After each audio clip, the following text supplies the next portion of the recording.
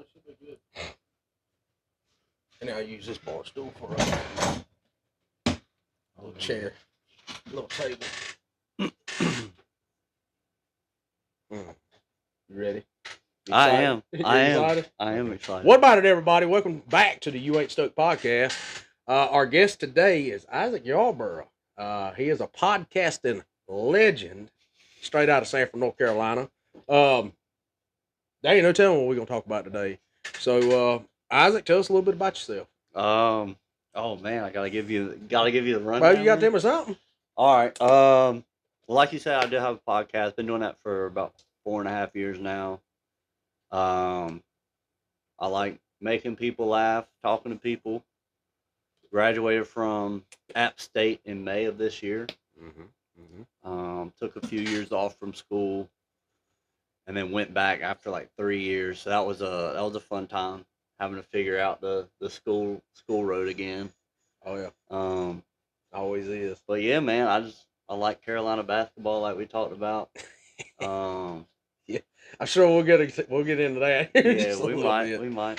But yeah, I don't know really what you want me to say from that. Was that good, or you want some more? I mean, tell me anything you want to tell me. What did you major in while you were in App State? Communication. Communication. Okay. Talking with people. That was something. It was kind of the reason that I started the podcast.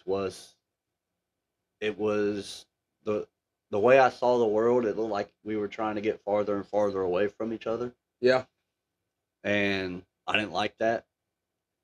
And so I wanted a way to invite people to just sit and talk, because I feel like, and it was really weird how it worked out, because you kind of like, I don't know, I would go hang out with people, and it'd be a good time, but it was all surface level stuff. Yeah. Every once in a while you get a good conversation, but for whatever reason, I found that when a microphone got put in front of somebody, they would just open up, they start talking. And so from the first episode until the ones that I'm doing now, it's really weird being able to say, "Hey, do you want to come to a podcast?" And they don't know how to take it. You know what I mean? No, they're excited. Really? Yeah, they're like, "Oh yeah, let's do it." Like, I don't know what it is, but they're excited to do it. But if I was just to reach out to somebody, it'd probably still be the same thing of, "Hey, do you want to go talk for 2 hours?" Yeah. Just sit there and talk to each other, just me and you. They'd be like, I'm busy today, actually. So I don't know, but and maybe it's just more comfortable for me, but it ends up working out well. It's wild how life changes. I feel like too, because 10 years ago you'd have told me I'd be sitting out here in the middle of the woods with two microphones and a recording device, interviewing people or having a conversation with people on camera. I'd have laughed at you. Yeah, I'd have laughed at you about being in the pulpit too. You know what I'm saying? Yeah. I can see how you were saying that people get excited, because there are a bunch of people that have wanted to come on to our podcast and want to sit and have a conversation and talk about whatever. Yeah. It just is kind of befuddling. It's like, man, that's kind of a weird thing. Hey, you want to be on a podcast? Yeah. And then all of a sudden it's like, yeah. God darn, boy. Yeah. So the name of your podcast is Finish the Race. Now I've wanted to ask you this, and I haven't until now. Yeah. Why did you name it Finish the Race? It's a great story behind that. And I think I've probably only shared it on the podcast maybe 2-3 times. Okay. First time I shared it, it was with a guy that does the video for me. I guess producer would be the best title for him. Amazing dude, good mentor. And then his friend that came in like halfway through the episode. And they worked together. He was just hanging out until they went to work later. And after I shared it, they were like, "Why don't you talk more about that?" And I don't know what it is. I don't like talking about myself a whole lot. I don't know what it is. But the story behind it is, in 2006, we found a little growth on the side of my jaw. Okay. And brushing my teeth, and day after day it was getting bigger. And I finally told my parents about it. I was like, How old are you? 7. 7, okay. Yeah. You were young, okay. Yeah, oh yeah. And I told my parents about it. They saw it, and they were trying to remain calm. They were like, let's go get it checked out. Yeah. See what it is. And so we go, and my primary doctor at the time was like, you need to go get a biopsy and figure out what it is. Mm-hmm. We first went to, was it CCH? Mm-hmm. Yeah. And it's a big mistake there. And we won't get into all that, but proceed, sir. Yeah, we should have skipped the middleman, but it is what it is. Yeah. So they sent us up to Chapel Hill, and they did a biopsy. And while we were waiting on the results, I was sitting in the waiting room, flipping through Sports Illustrated, seeing what the Red Sox were up to, and no idea what was going on really. You know, I'm a kid. The most I've ever had done at a doctor is, you know, you get your shot before school or whatever it might be.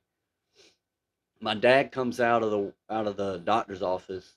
Everything looks fine. And he sits down beside me, opens up a notebook, and he starts drawing a circle. And he draws another circle on the inside, making it a racetrack. Mm-hmm. My dad was big into racing. And he draws a start line and a finish line. Mm-hmm. And he takes the pencil and he says, son, you're about to go on a race. He starts tracing it around the track. He says, I don't know how long it's going to take. You're going to have pit stops, you're going to have flat tires, might even run out of gas.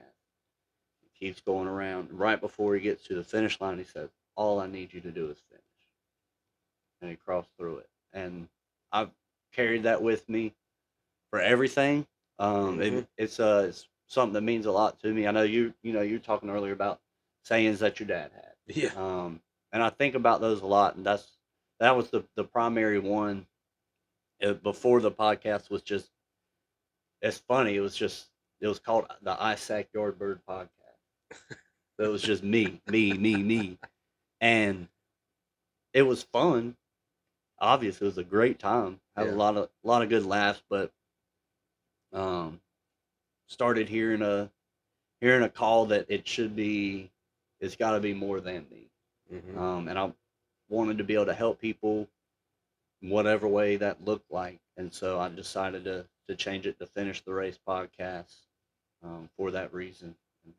That's how it stuck. Yeah, I like it. That's strong, man. Yeah, you know, keeping that alive, and I feel like we can all kind of get a little something from that. I hope so. I get told that there's a whole lot of stuff I say that people laugh at but make sense, but I might steal that from you. That's pretty strong, man. I like that. No, it helps a lot. Yeah, and you can use. I mean, like I'll use it with anytime I really get discouraged. Mm-hmm. And because it can be down to the smallest thing of, you know, I got to finish a paper in school, whatever it was. Then I'd be like, man, finish the paper. Yeah. You know? And then it would be a big thing, like just getting through life.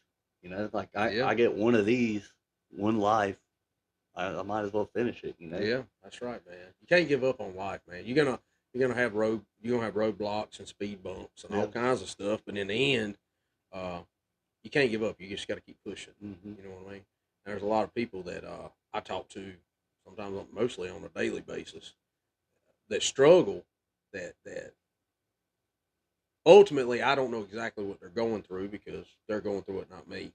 But being able to see somebody that had a growth or sees you go through your day-to-day struggles, that they see you keep standing up every time you keep getting knocked down, that inspires them to finish the race, to keep pushing through what they're going through, to see the other side. You know, there is light at the end of the tunnel. Yeah. There is, everybody struggles. Right. You know, we may not struggle in the exact same way, but really and truly, we're not that different. No. We all struggle. Everybody deals with financial struggles, relationship struggles, with moral struggles, with struggles inside your own head, not knowing what the future holds. All those big same problems everybody deals with. Yeah. Now, this guy might be fighting whether he should go to this company to be a carpenter or not, and this guy over here was like, well, I can go teach over here at this college. But it's still in the same realm. Same thing. You see what I'm saying? And we need to encourage one another. Yeah. So, and that's, you know. It's weird how it's kind of like the unspoken thing of life. It's like everybody has a struggle, but I don't know. I feel like we could help each other out a whole lot more if we were more open about what they were, Mm-hmm. talking to one another about them. Yeah. Because you realize, oh, that you were going through this the whole time. I would have never guessed it. Yeah. And so, then if somebody's better at handling one area of life, Mm-hmm. they can help you with that. And maybe you're better at handling another part of life. And you Yeah. mesh together, and it's the perfect equation. And say, I don't know if you know this, but that's something like what you just described is kind of what we try to do. Uh, we act like the middlemen a lot. Um, People will call us and they'll tell us whatever problem or dilemma they're dealing with or whatever the case may be, and we identify that. If we can help them, we help them. You know, we give them guidance. We give them that advice, Mm-hmm. that true advice. That I don't care about your feelings. Here it comes advice. That raw advice. Look, I'm just saying to be mean, Yeah. but I want you to get from this point where you're at now over here as quick as possible. Yeah. You know, I'm not going to worry about how it's going to feel between, but this is what you need to be focusing on. And if we can't do that for somebody, we know a guy, and that's we have different contacts. We have, whether it's psychiatrists or if it's a medical doctors, if it's a preacher, if it's a counselor, if it's just recovered addicts, Mm-hmm. just man, an array of people, groups, different stuff. You know, veteran outreaches. I mean, everything you can think of, man. There's just a smorgasbord of people that we turn people on to. So they'll call us and be like, Neil, I really need somebody to look. I'm a veteran. I ain't got no money. I'm handicapped. I'm confined to a wheelchair, and my ramp just broke. Mm. You know anybody? Matter of fact, I do. Yeah. You see what I'm saying? And they'll come. They have donors that put money in the bank and donate this money for that reason, to look after a veteran. That's specifically for a veteran or recovering addicts. We've made relationships with people that put on these recovery lives and different things of that nature. We got rehabilitation programs we have access to that we can give you a phone number. If you're struggling right now and you need something, you need to go to rehab and you're trying to figure something out, we got a phone number. Send us a message. And this is through the nonprofit. This is all through the nonprofit, man. When did that start? So I'll go into more depth. I'll give you the short version. Yeah. But I'm sure me and you've talked about it. So I'm gonna be on his podcast too eventually. Whenever when all of our schedules line up. This was kind of a fast thing here. But I'll go into more depth later on. But essentially the way that we got where we're at now is I was dealing with some mental health stuff at the time. It was after my father died. Mm-hmm. I was just life had like somebody slapped me in the face with a wiffle ball bat. To be real, it sucked. It sucked, and I didn't know which way was up. I felt like I was drowning. I was alone. I had all these people trying to support me, but they didn't know how to do it. Um, so I started concentrating on God, and I jumped into the Bible head first, and just did everything I could do to try to build my relationship with Jesus. That was the only way I could see that I had any chance. And I was on the golf cart one day working by myself at my sawmill. I was running my sawmill at the time, full time. And I was praying to God, thank you for letting me be able to walk, talk, breathe, hearing what I'm saying, taste food. Thank you for the little things we overlook. Yep. And then, I didn't hear God's voice, oh, my child, the clouds parted. I heard that internal voice inside my subconscious, and I heard it make a video. And it come out of left field, son. So I was like, what in the world is that? And I heard it again. Make a video. I don't know how to make no damn blame video, but you know what? I'm gonna walk by faith, not by sight. I made one video, put it on Facebook, on my personal Facebook, and it was just quit worrying about the things you can't control. Stop worrying about if you're gonna miss a payment. They can't eat you. It'll be all right.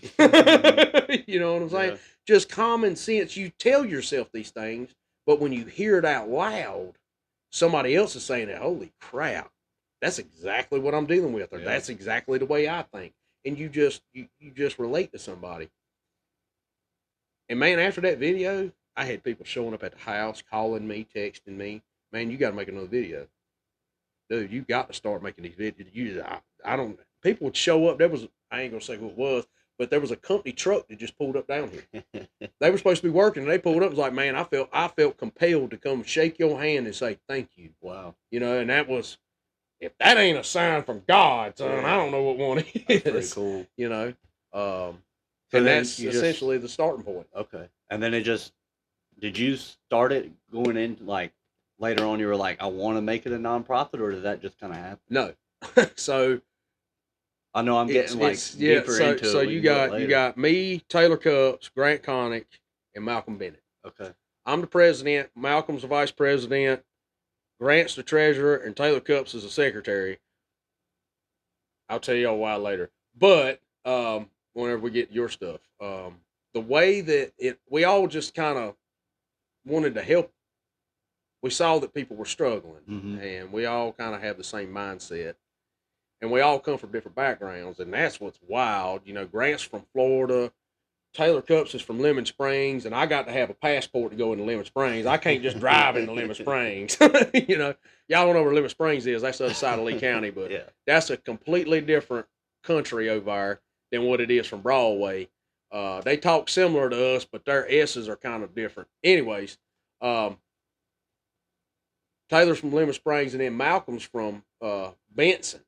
Okay. And man, it's me and Taylor met through the sheriff's office, and Grant met through the sheriff's office. Grant's the youngest of us, and then Taylor, he's married, got 2 kids. Malcolm's single. He's a veteran. I mean, I talk the way I talk, and I hunt and fish, and I've been to police for going on 15 years. You know what I'm saying? So I mean, it didn't make no sense, but stuff just, it's hard to explain, but everything just fell in line. Yeah. And the reason the nonprofit came up is because of the money side of it. We were traveling a lot. We've been out of state. We've been to Vegas speaking, all across North Carolina. We got trips. Supposed to go to Florida. Actually, we're supposed to go to Florida. We've been dealing with the military. We're talking about going to Texas, different places. Excuse me. And it morphed into something that it's now it's a need. It's not a want, it's a need now, because you have to. I mean, if somebody goes to people wanting to donate money, they're wanting to give $100 to whatever we needed. You know, whether it was the little Jesuses. You know, we buy these little Jesuses, and we were paying for all this out of our pocket. And people want to donate money, but I didn't feel comfortable taking somebody's money, because now if somebody goes asking questions, where does money come from? You know what I'm saying? So went sat down with an accountant, great lady. I've used her for years, and she walked us through it. So, and that's why it that way, if say something happens and somebody's house burns down or something happens, and we have the funds that are donated to us that where we can help somebody, we can cool, legitimately, man. I love it. That's what it's about. All right, I'm gonna check this out. Make sure it's still recording.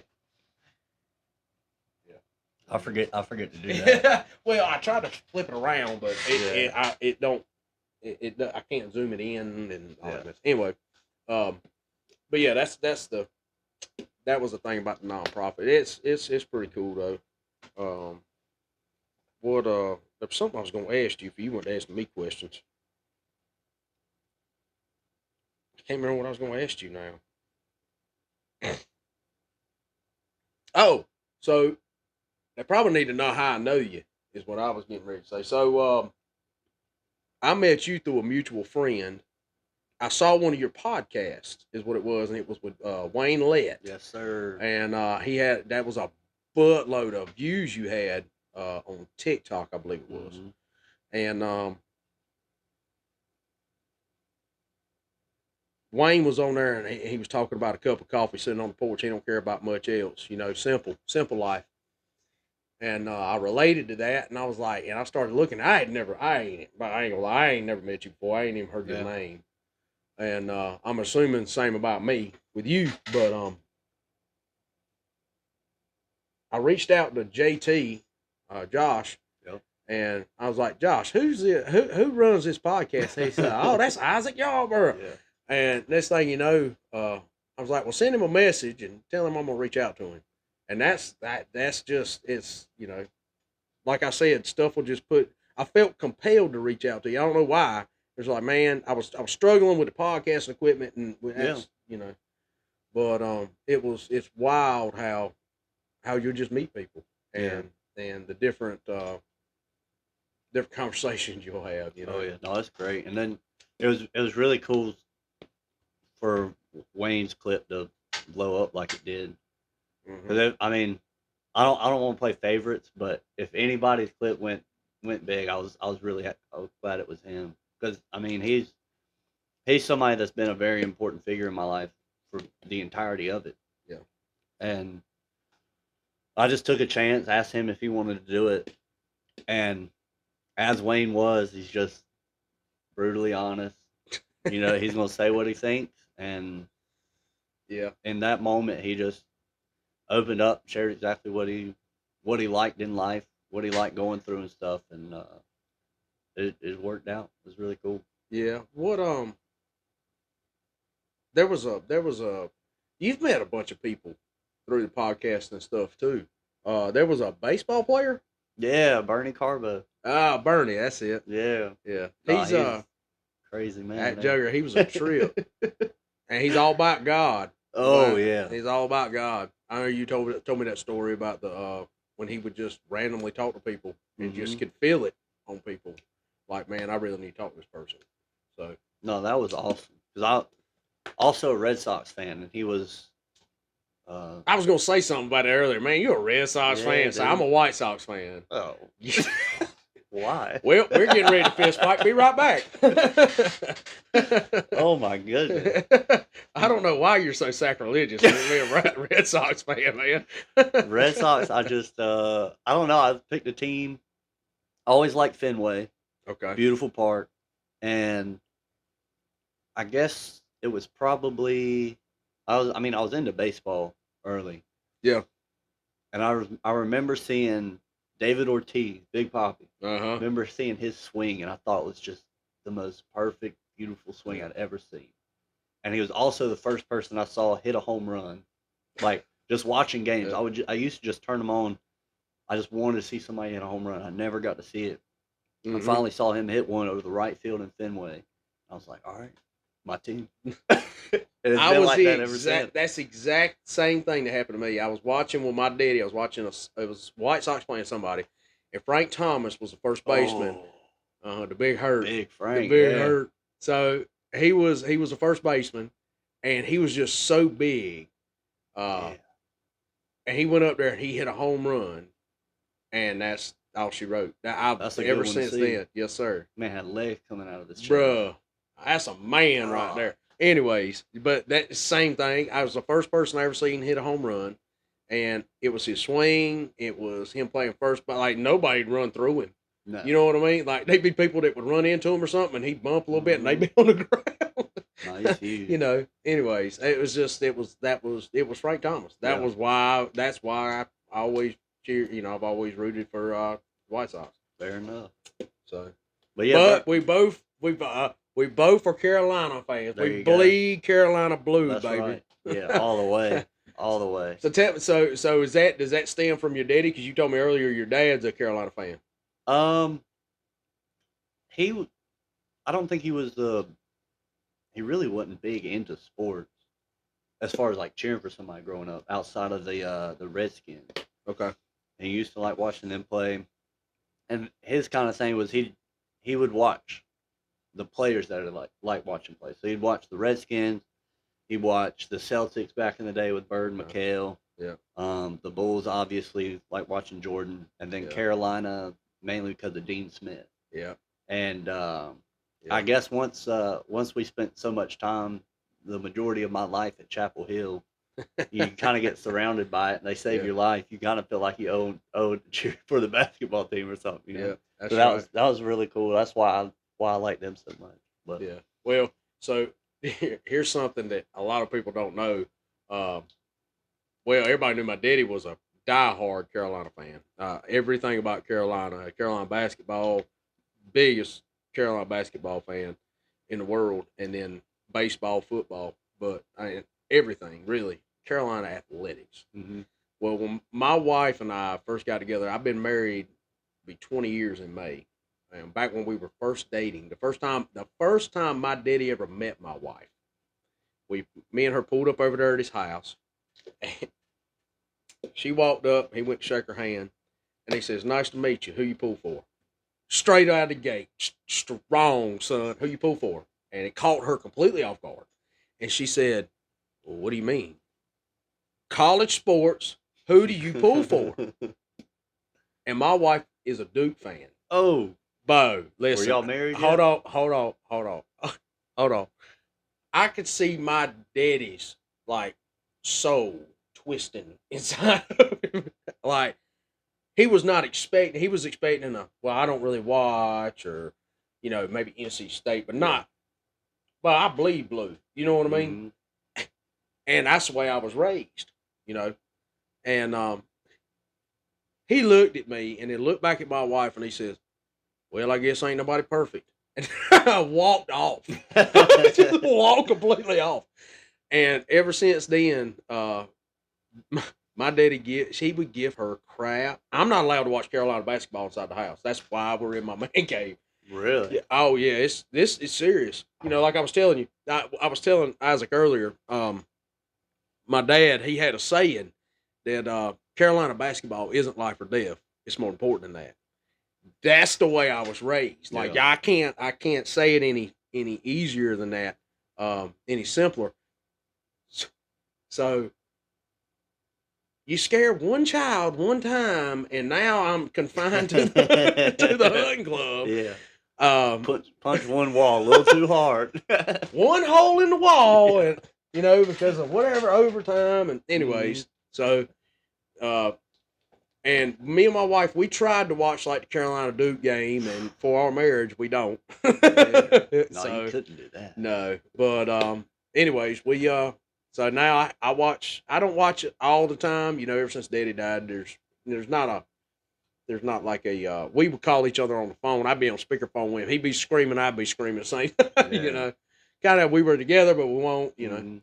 But anyways, so now that Daddy's gone, he after he passed away, it just it's not as much interest. It's still there, Yeah. and I still get infuriated, but I do it out here by myself Yeah. because my daughter and my wife does not want me to watch Carolina basketball inside the house. Yeah. No, I get that. No, it's cool. I heard somebody it's probably a comedian or somebody, I can't even remember who it is now, but they were just kind of joking about how he was probably 30 something years old when him and his dad finally found something that they would connect over. Uh-huh. Like I guess most son and father relationships, there's a lot of button heads. Oh yeah, 110%. It's two men, Mm-hmm. and I don't know why that is, but it just is. Yeah. But I don't know. I thought about that, and then I realized it like ours was Carolina basketball. Yeah. Like the one thing we could talk all day about is that. Yeah. So I think about that a lot. It's like, once he moves on, what's it gonna be like? Yeah. Yeah. Be weird, but Yeah, it's an adjustment for sure. But one day, man, I mean, you'll Lord willing, you'll have kids, and you'll have your hands tied up. yeah. You'll have your hands tied up. You'll have so much going on, it'd be ridiculous. But anyway, so you growed up what, Tramway? Wasn't it Tramway? Right around it, yeah. Right around Tramway, or is it Carberton? Well, I'm probably like on the border, but it's so close Okay. together that it's not too far away So- from each other. So when I was coming up, because how old are you? 26. All right, say I'm knocking on 40. All right, I'm either gonna be 39 next month or 40. 1 to 2. You don't know? No, 86. So You'd be 86 39? be 39 because next year will be, yeah. So I'll be 39 this year. So next month. So when I was coming up, even though Lee County's not big, it was broke up into little sections, Mhm. you know, and like you had Lemon Springs and you had Tramway, which Carmenton kind of eat up Tramway too, and then you had Deep River and then you had Broadway. Yeah. You know, man. So like when I joke with everybody about the passport thing, like Daniel Yeah. Holmes, he's from Lemon Springs, and I'll tell him, I'll see him riding through down Main Street Broadway, and I'll call him. He be in his patrol car, and I'll call him on the phone, like, Bo, that's federal crime. What's wrong with you? You can't just drive down through Broadway. You ain't got your passport stamped. Yeah. I'll be getting phone calls all day. Yeah. Just messing with it. But that's the way it was back in the day. Like, I couldn't just randomly go into Lemon Springs unless I was with somebody that went to Lemon Springs, because, Bo, you liable to get your butt whooped. Like, I'm telling y'all don't understand. Like, back Deep River didn't come to Broadway. Broadway didn't go to Tramway. Tramway didn't go to Lemon Springs. That's the way it was. That's weird. It was like our own little territory. You had your group of buddies, cousins, and all this stuff, and then you would go. And Sanford was like the neutral zone. We'd all go hang out at Walmart, and everything was fine. If you had beef, you met up at River Birch or something, buddy. Look, let me tell you.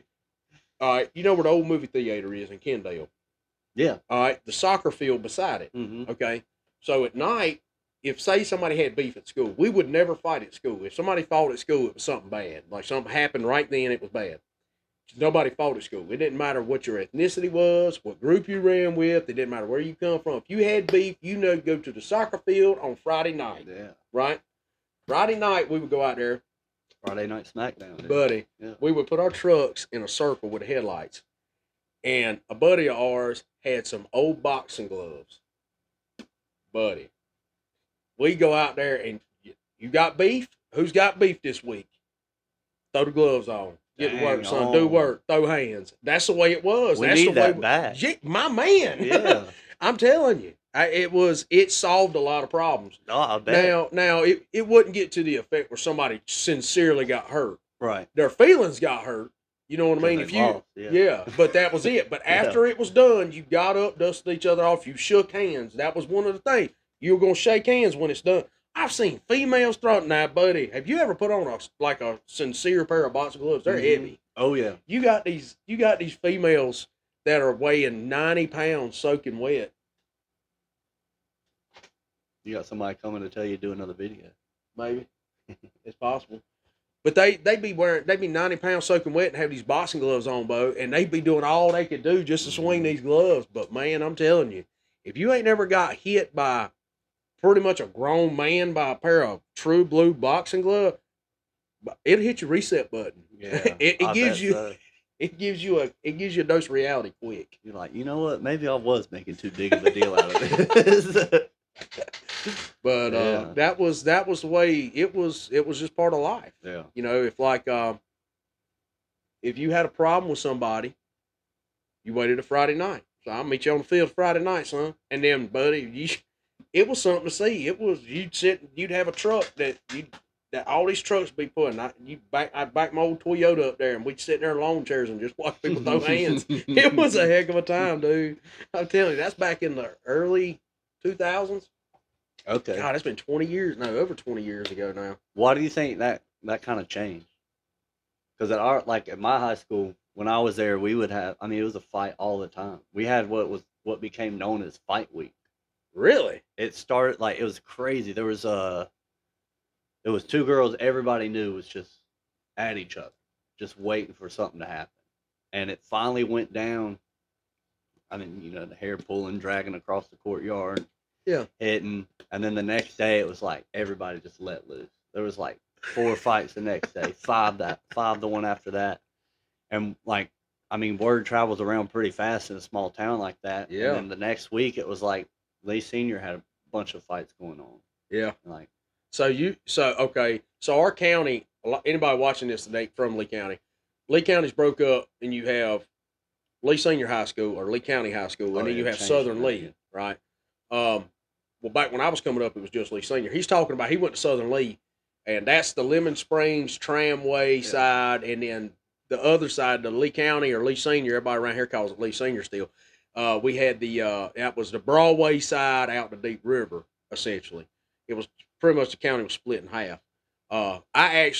When I graduated, I was the last graduating class before they split the high schools. Okay. That tells you how old I am, man. I'm telling my age a little bit, but so they split high schools the year. It was 05 was the last graduating class before Southern Lee opened. I remember when Southern Lee was being built. Oh yeah. Yeah. But so the biggest thing that I think has changed where people don't solve their problems, whether they got to throw hands or talk it out or whatever, is stuff like the internet. I mean, I don't think it's one thing. I think some people are very, very much more brave. Look on the other side of a screen. They say what they Yeah. want to. They can text or whatever. I mean, it's to be real with you. I don't know, man. Have you ever been in a fight like Well, like you had to defend yourself fight? I was talking about this the other day with a guy I work with because he's been in a bunch of fights, Yeah. and he was like, he asked me the same thing, and I'll tell you what I told him is I kind of had to stray away from that Mhm. because with the cancer that I had, when they cut my jaw out, they put in a prosthetic piece. Okay. There's a lot of reconstruction going into it, a lot of time, a lot of recovery for me, surgeries and stuff. Mhm. Bottom line, there's a lot of money in my face, Uh-huh. Yeah. and So whenever you say this is the money, that you ain't lying. yeah, I'm with it. and so I knew based on one time when me and my friend were walking into the main part of the school, in elementary school, tramway. When I was out there, we had two like double wides put together because it's too many people. So we were out there and we had to walk inside for lunch, and we were just playing around, slap boxing, and he hit me one good time on that side, and it popped the prosthetic piece out. And my What? hand, like it was a spidey sense or something, and I just caught it like that. And in that moment, I was like, I can't get hit again. I popped it back in, and Wow. after that, I was like, I can't fight. So Dang. I've had to learn. I learned a lot of patience at A a lot of very how to young talk. age. A lot of not non-confrontational, but I knew how to talk my way out of stuff. De-escalate. Yeah, there you go. That's the word for it. De-escalation. There Yeah, you I go. got really good at that. There you go. Yeah. So no, I've not been in a fight. Man. Man, there's been times that see, okay.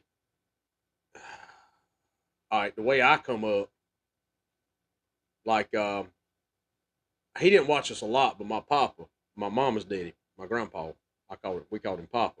My papa Levi, he uh he didn't watch us a lot, but when he watched us, he had this thing, man, where if one of you mess up, y'all mess up, right? So, like, if somebody did something they weren't supposed to, they broke a window or they stole something from the kitchen or whatever it was, if one of you mess up, y'all mess up. He'd go out in the front yard, hall, line up. All the grandkids go line up. He'd say, "This is what happened. One of you mess up, y'all mess up. Turn around." He'd take his belt off. He'd whoop us all. Right? He'd beat us. He'd give us all a whooping. All right. So that sounds harsh. Hear me out. What it did inadvertently, not us knowing it, when I'd see one of my cousins or my siblings go to do something, lost your, I'd thump that tater. No, Yeah. I'm not getting my butt whooped for you. Yeah. Right? So we would look out for one another. And one other thing he taught us was you don't snitch on blood kin. But my grandpa drove dope and run liquor. So that's where that come from. True story. Yeah. But anyway, so that's the way I come up. So I come up, fighting was just a way of life. Yeah. You know what I'm saying? Like you are not just gonna say what you want to say to me. Right. That's not grown. You know what I mean? You're not gonna call me on my phone and cuss me out. I don't care who you are. I pay that phone bill. End. Yeah. You know what I mean? Yeah. That's the way the mentality was drilled into my head. You stand up for yourself. And if somebody if they want a shot at the title, you give them a shot at the title, Yeah. son. I mean, it is what it is. I've lost fights. Yeah. I've won fights. But what I gained was respect. You know, Yeah. when I walked up and I looked at somebody and says, "Hey man, watch your mouth," I'll slap you. They know I won't playing. You know what I mean? Well, I was a man of my word. And that's something else that I feel like we've gotten away from in the world. In the world is, if you say you're gonna do something, do it. You know, I don't know. Like you're younger than I am. You're 26, so maybe you did you notice anything like your generation grew up like you had the internet, you had cell phones, you had all these things. I didn't. I mean, that was all new for Yeah. us. You know, we watched it. We had dial up, rotary phones on the wall. You know what I mean? Stuff like that. Um, the old wooden TV set with the real TV sitting on top of the old wooden TV set. You know, that was the way I come up. But that was something that I noticed that a lot of people will tell you one thing and then do the opposite. You know, whether it's something small like, yeah, man, give me a minute and I'll call you back. It's been 2 weeks. Yeah. You know what I mean? Or hey, yeah, I'll take care of that, and you never see them again. Yeah. You know what I mean? Yeah. I don't know. I think there's a lot of blame that gets put on like people my age and definitely younger, Mm-hmm. where it seems like the narrative is it's all their fault or it's all our Mm-hmm. fault. But I mean, for the most part, people behave how they're taught to behave. My And man. so if their parents aren't doing the job of parenting and they're doing more of a job of, it's lackadaisical or they just want to be their friend, they want to be their kid's friend or whatever, that's what you're going to get. Mm-hmm. And I feel like obviously it's not one person's fault over the other, but I think a big part of it is the parenting stuff that goes into it. Not enough whoopings going around, Yeah, and yeah. Spare the I rod, don't spoil know, the child. 20 years from now, I don't see how it gets too much better. What I've seen a lot, man, is the grandparents having to raise children. Mm-hmm. I mean, that's very Oh, you've probably prominent, seen a lot of that. buddy. I've seen more than I ever wanted to see, Yeah. and I got a theory. All right, you have these children that are anywhere from 16 to your age, and if the grandparents raise them, okay, so it's not that the grandparents did a bad job raising their child, the parent. It's that the parent gave in to sin. They were they gave into the sin of the world and they followed the world instead of Jesus. And what transpired is they went down the wrong path. Now the child was created at however or whatever the child came along, and the parent is not has the mental faculties, or they're incarcerated, or they're an addict, or they're not financially stable enough, or the Mm. relationship didn't work out, so they're moving back and now they're working all the time, so the grandparent is having to raise this child to a certain extent, right? Grandma and grandpa's tired. Yeah. They're tired. They're not going to put the energy. They don't possess the energy to be able to raise that child the way that they raised the parent, even though they did a good, decent job Yeah. in raising that youngin, their youngin, and they strayed. Now that child, now their grandchild is relying on them, and they're just so tired, man, that they just. Now I'm not saying it happens every time, but they, because I've met some people that were raised by grandparents that were just A1, Yeah. son. Like they are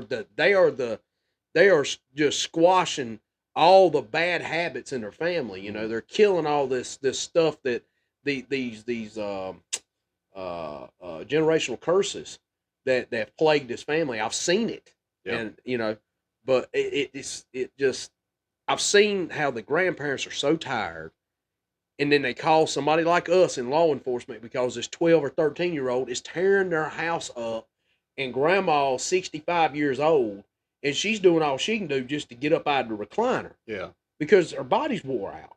And now you got this 13, 14, 15-year-old daughter, granddaughter, or grandson ripping pictures off the wall that are antique stuff, or throwing a temper tantrum. And now I got to come in because the parent ain't done like they supposed to do. Yeah.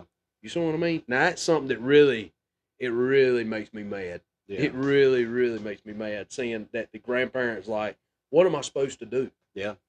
And I guess it's also, I don't know, it's a different dynamic of just instead of a parent and their kid, it's the grandparent and their grandson, granddaughter, whatever it might be. So out of the gate, it's already a struggle just to get past that to where it's like, look, I got to step in and raise you.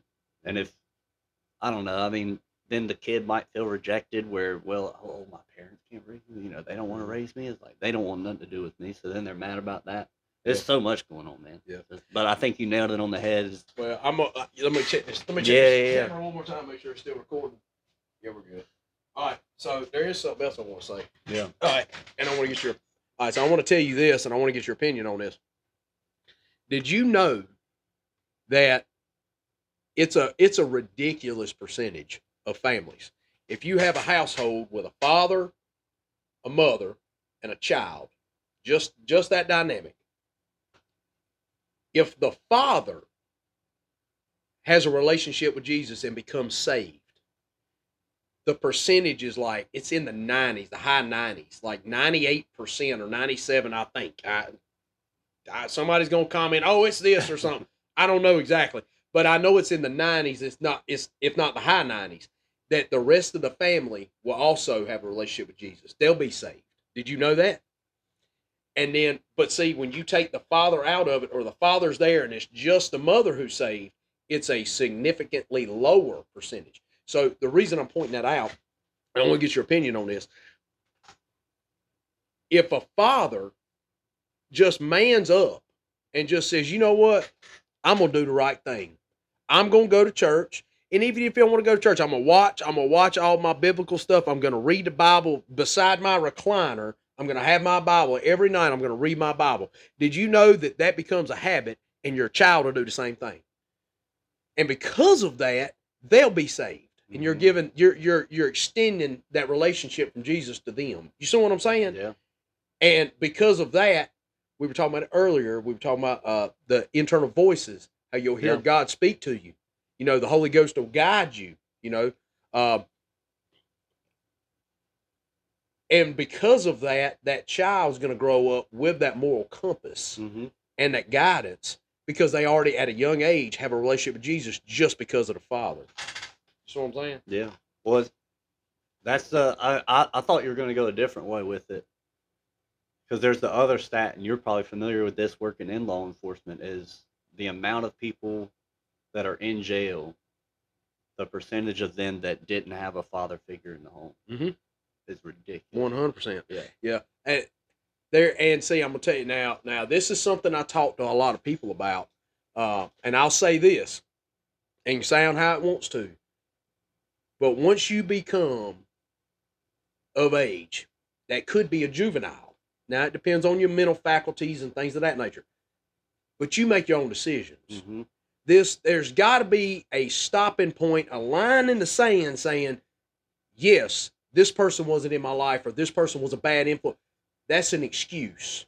Yeah. No, you made that decision. You know what I mean? Yeah. And that's why I talk everybody that I come in contact with that's struggling, or they're going through something or whatever.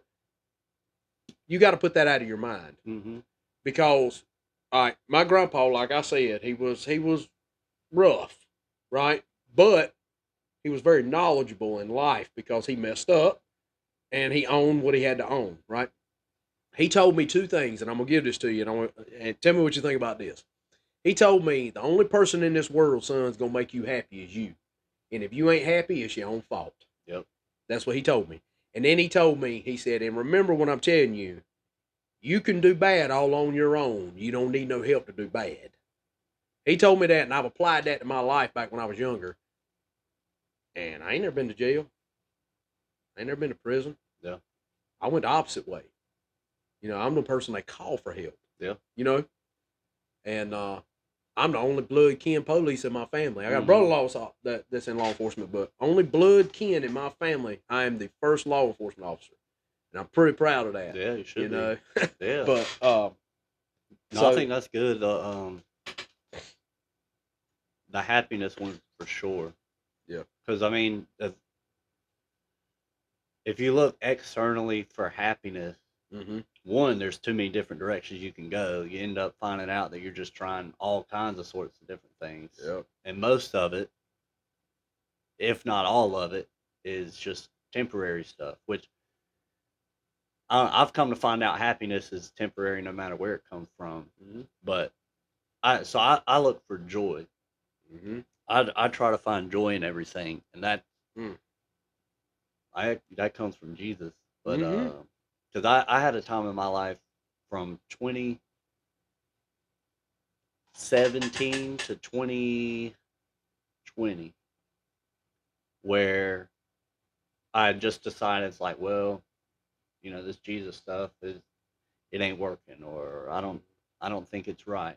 And I wanted to find something else that was. So I looked into all sorts of different religions, practices, meditations, um, drugs. Mhm. I ain't done nothing crazy, but I was still doing it as a not an escape, but as maybe this will be it. An experiment. Yeah, Yeah. and it's I fell on my ass, and I got back into it, and I don't. It's the only truth that has been concrete Hmm. for me. So, Well, I feel like the first thing you have to do is accept who you are, mm, because God made you. yeah, You're made in His image, and if you were supposed to be different, you would be. mm-hmm, You would be in a different setting with different parents, in a different atmosphere, in a different location, geographically, yeah, whatever it is. You are where you are for a reason. And I believe God has a will for everybody on this earth. I know it. I know He has a will for you. And the day that you fulfill whatever it is you're supposed to fulfill is the day He'll call you to the house. mm, He'll punch that card, right? Now, until you accept who you are and truly love yourself. Now, people make fun of me when I say this, and it sounds a little weird, yeah. but this is the truth. All right. When I'm feeling down, and I'm like, I feel like I'm about to get in my funk. I'll go look in the mirror and stare into my pupils, and I'll say, if don't nobody else love you, I love you. It's crazy you You're bring doing that a up. great thing. You're doing great things, Neil. Yeah. You're meant for something more. Mm. Don't you give up. Screw all of them. It'll be all right. You fine, son. It'll be all right till it ain't. Over and over and over, and that picks my spirits up. And then after that, then I come up with an idea of how to get myself where I need to be. You know what I mean? Yeah. But until you honestly love yourself, you can't love nobody else. You can't help nobody else. You know what I mean? Yeah. We talked about that. It's the episode the most recent one I put out. Rob Moore. Mm-hmm. One of the most amazing moments, conversations of my life. Mm-hmm. And he was saying the same thing, where he was like, I want you to look in the mirror, tell yourself you love yourself, Mm-hmm. proud of yourself. Mm-hmm. You're gonna be Over okay. and over. And I don't know. You even said it too. I don't know why it's so uncomfortable. But I don't It do it. seems And weird, but yeah. I'm telling you, it works. Yeah. No, I'm telling you, it works. I mean, I've heard it a few times now. I might need to try it. You need to try it. I'm telling you, try it. Yeah. I'm telling you, it does work. No. At first, you're gonna have this thought process like, dude, this is nuts. Like Yeah. what am I doing? Yeah. You know, but don't give up on it, because really and truly, you need to accept yourself. You need to love yourself, Mhm. because if you don't love yourself, how you gonna expect somebody else to love you? Mm-hmm. You have got to respect yourself, and you have to hold yourself to a higher standard too. Yeah. There's got to be a bar that you put yourself at and say, I'm not going below this. Mm-hmm. That old person that you knew that used to drink was a straight heathen, son. I was a heathen. That guy, he's dead. Mm. That guy doesn't exist anymore. That guy over there is gone. This is my level now. Yeah. I'm not dropping below this level. I don't care what you offer me. I don't care what you can produce for me, what you can promise me, Yeah. how I can feel. I don't care what it is. This right here is Jesus. I'm not falling below Jesus. Mm. I'm going to keep that relationship. Yeah. And I'm not going to stray. I don't care if you call me crazy. I don't care what that doesn't, but the only person's opinion there's two people. My wife, Mm-hmm. because I got to lay down beside her at night. That's right. But the only real opinion that matters is God's opinion. He knows what's in your heart.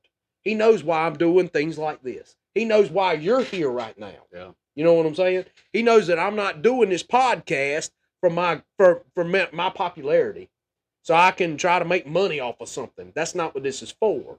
This is to truly help my fellow man. I've been asked to do this and asked to do this, so here I am doing it.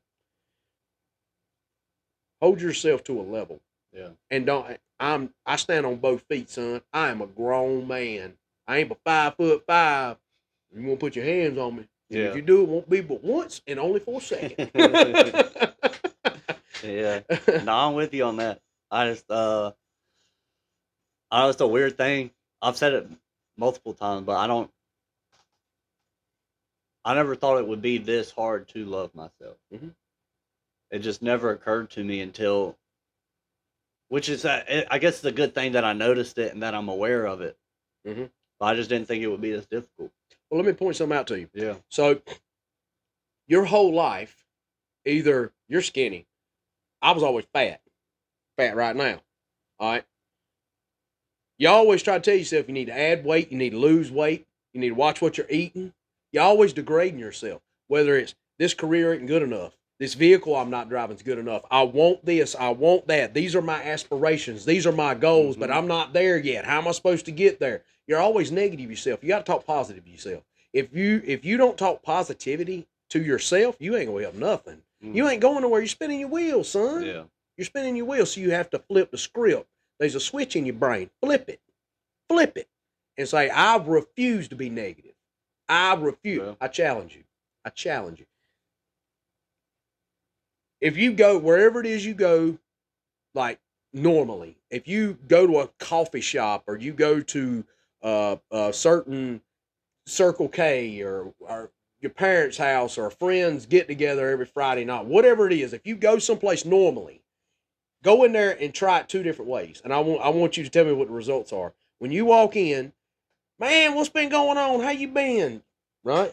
What I want about you, it? yeah, Right? what about everybody? Yeah. But when you walk in, start off saying, man, praise God, I'm alive. That's all you got to say. Don't say nothing else. Praise God, I'm alive. God, he's good. That's all you got to say. And see what happens then, right? Mhm. And then the next day come in there and say, man, I had a flat tire. Done woke up late. The dog peed all over the couch. Yeah. And just start talking about everything that's bad. And then see how they react. Yeah. They're gonna reverberate that. Mm-hmm. If you put something positive out there talking about, yeah, God is good. I woke up today, every day above ground is a good day, praise God. Mm-hmm. You do that, they're gonna reverberate that. They're gonna turn around and essentially repeat that, and you're planting that seed. Yeah. And you come back. I've done it at work many times. I've come in where I've just had a crap morning and I just showed it. And I come back at lunchtime and the same people I talked to that morning, they're having a crap day. Yeah. You talk positive to them in the morning and refuse to allow those negative thoughts to win, son. It's contagious. Yeah. It's contagious. What you put out there comes back to you. 100%. 100%. You got to keep a positive mindset, man, because there's enough negativity in this world. Yeah. Got to. I've tried to. I've gotten a lot better about that. Yeah. I don't really do. I guess I don't really show other people negativity that I know I might. Yeah. Maybe they'll call me out on it. But most of the time, I feel like I'm pretty positive outwardly. I don't know if I do it enough for myself. No, you are. You know.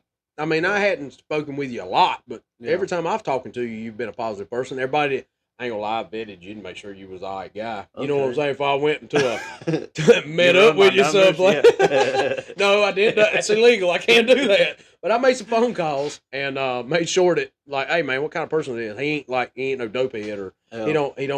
don't go pick up prostitutes on Saturday. You know what I'm saying? So, Yeah. like, you know what I mean? Yeah. Just making sure you're a stand up guy. And they were like, man, that's some of the best people you meet. Okay. So. That's good to hear. You know, yeah, oh yeah, yeah. So you're a very positive person, from what I know and what I've had people tell me. You know what I mean?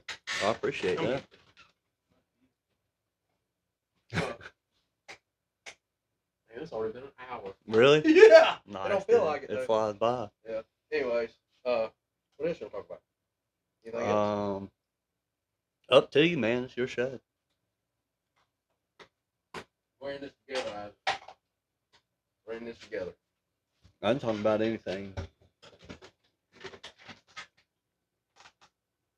All right, so let's switch gears for a second. You were talking earlier about how you strayed and you came back and all that. So, you didn't get, so you weren't fulfilled with all the things of the world, and then you came back. What made you walk away in the first place? If you don't mind talking about it.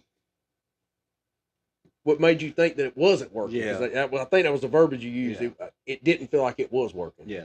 Well, looking back on it now, I can see why it wasn't working. Okay. Because the reason it doesn't work is if you're not putting work into it. Mhm. And so I wasn't spending time with God. I wasn't talking to him. I wasn't letting him talk to me. I wasn't in the Word, wasn't praying. Mm-hmm. Or if I did pray, I was just kind of just thinking, Mm-hmm. and convinced myself that it was a prayer. I wasn't wanting his needs over my needs. It Mm-hmm. was the flesh was the one that I wanted to take care of. Mm-hmm. And after doing that for so long, telling myself that I was being a good Christian because I wasn't doing certain things that I saw other people doing, I figured I was okay. And I wasn't at all. I was extremely depressed. And instead of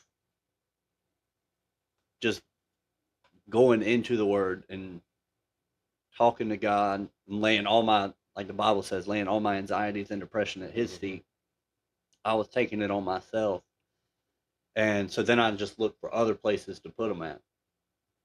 Mm-hmm. Um, What the world would tell you is okay to do. Right.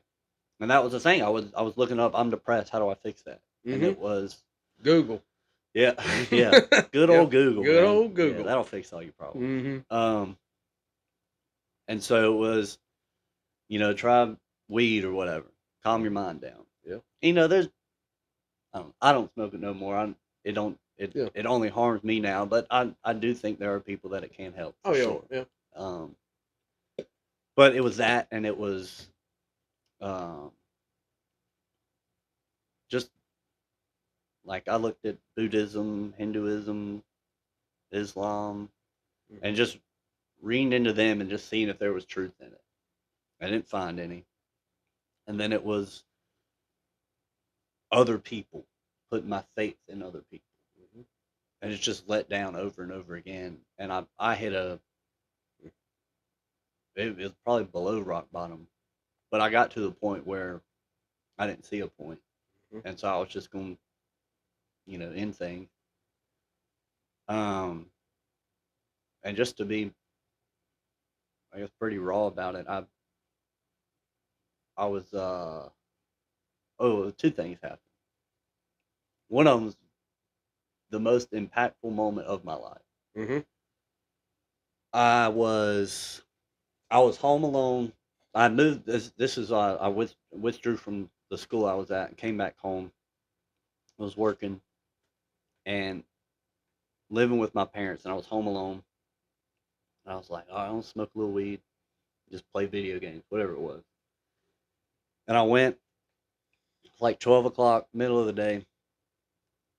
And is it okay to talk about like weed? Okay. Yeah, I'm good with it. Um, You can talk about whatever you want to talk about. I took one hit and started getting paranoid again because that's what it led to. Is Mm-hmm. bad paranoia.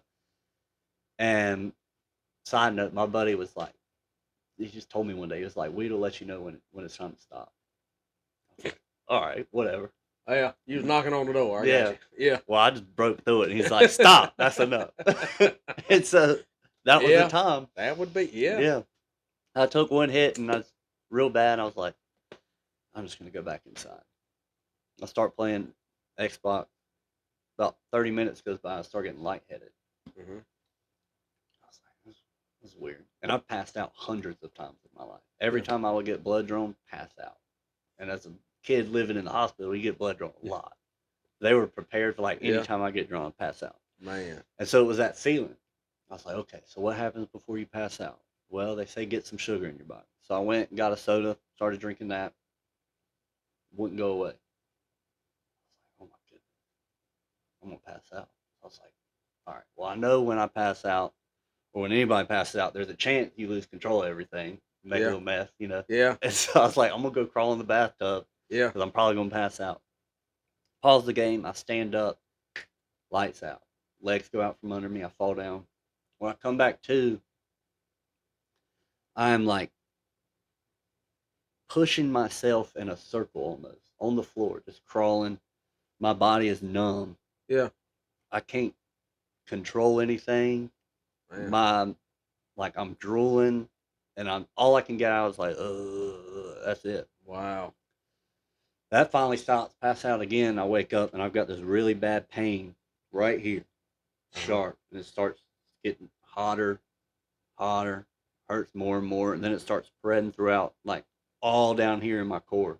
Uh-huh. I'm like, oh my god, this is terrible pain. I'm still just determined to get to the bathtub. Try to stand up again, legs still don't work. Ended up just crawling in there. And I roll myself into the tub, lights are on, and the shower curtain is pushed out of the way, so it's bright. As I'm laying there, like just trying to get breath in because the pain is so bad, I get this. I'm not. I'm still conscious, so I'm not passed out. But the only way I know how to describe it is I was slipping away, Mm-hmm. and I closed my eyes. My breathing slowed. Really don't even remember breathing, but that's how slow it was, and I felt like I just slipped through the tub, and I was into nothing. Now, when I closed my eyes before that, and I was very aware of everything and the pain and all that, it was still bright because, I mean, you close your eyes, that light still Yeah. hit. Yeah. You still. Yeah. So it was like that, but then when I slipped through, Mm. there was no light at all, Mm-hmm. complete darkness, and I was in a separate place. Now, mind you, I said I took one hit of weed. I had smoked plenty of stuff before that, Mm-hmm. and nothing like this had ever happened. It wasn't like a drug induced thing unless there was this tiny little bit of whatever somebody slipped into it. But Yeah. I never got the feeling of being high beyond that first bit of paranoia, and then 45 minutes later, it's pretty much worn off. So as I'm slipped away, it's like I'm in the middle of space. Mm-hmm. There's no stars. Like I could. Have you ever had an out of body experience? No. Okay, so it's Well, I'm gonna say no, but go ahead. okay. Um, there's not really words for it. Mm-hmm. Same thing with like the Holy Trinity, I guess. It's like you can't really explain it. If you try to explain it, then you know, kind of BSing yourself Mm-hmm. because it's just beyond our imagination, our Mm-hmm. understanding. Three Yeah. bodies in one. Yeah. So with humans, we're the flesh and we're the soul. Mm-hmm. This was just my soul, Oh wow. and so I was out there, and I could, in my head, I was looking around, and it was just dark. Everywhere was dark, and there was like a cold breeze coming on me. It was just different, like Yeah. nothing out there. And I was like, "Oh, I'm dying. This is what dying is." And that was like a truth that came to me. It wasn't my own thought. Like, you can die right now. Are you okay with that? I thought about it for a second. I was like, have I done what I wanted to do? Yeah. Is there more that I really want to do? No. So I was like, I'll go now. And then just swoosh through again, and I'm shot through this space that I'm in. Okay. And then what appears to me is a tombstone. It Mm-hmm. says, rest in peace. And it's just this big, massive tombstone out here in the nothingness. Uh-huh. And I was like, okay.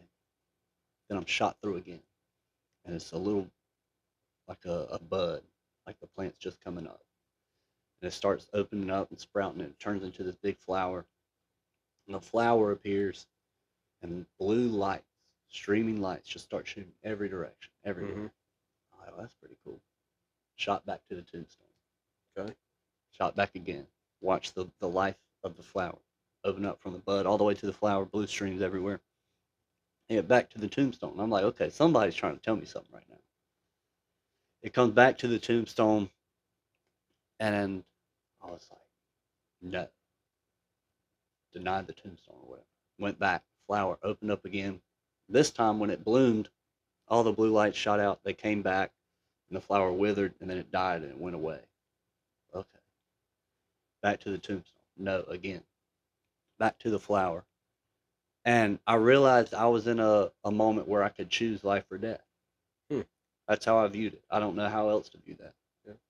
And when I finally denied out loud, which was in the abyss that I call it, my soul was like, no, no Hmm. to the death. Went back to the flower, yes. Now we pause that story right there. Okay. The year before, I had my what would be my last, as of now, reconstruction surgery. It was a 12-hour surgery. Okay. So I was under the anesthesia for 12 hours. And when I was wheeled into the operating or the post-op room, they had me on a monitor, obviously, making sure I was breathing, Yeah. making sure I was Yeah. alive, doing Checking your okay. vitals. As I was laying in, and this is what really happened. This is what went on the year before. As I was laying in there, all I had to do there was breathe. I didn't have any other responsibilities. Mm-hmm. And I had stopped for whatever reason then, just all the anesthesia in me and the Yeah. pain drugs, whatever it was, and I just stopped breathing. And my sister ran into the room and she said, Isaac, breathe. And I went, and the beeping of the monitor stopped. I was okay. And then my parents were in there too, and they just made sure that I kept breathing. Now we resumed this story where I Yeah. was in the tub. Would you? Once I said yes to the flower, I was flashed back to that operating room, to the Breathe. post-op room, Mm-hmm. clear as day, like I was there again. I was like, this is weird. And my sister or my mom ran into the room this time. She said, Isaac, breathe.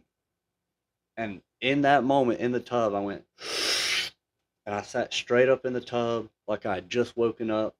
The lights were back. I was like, oh my goodness, all this happened.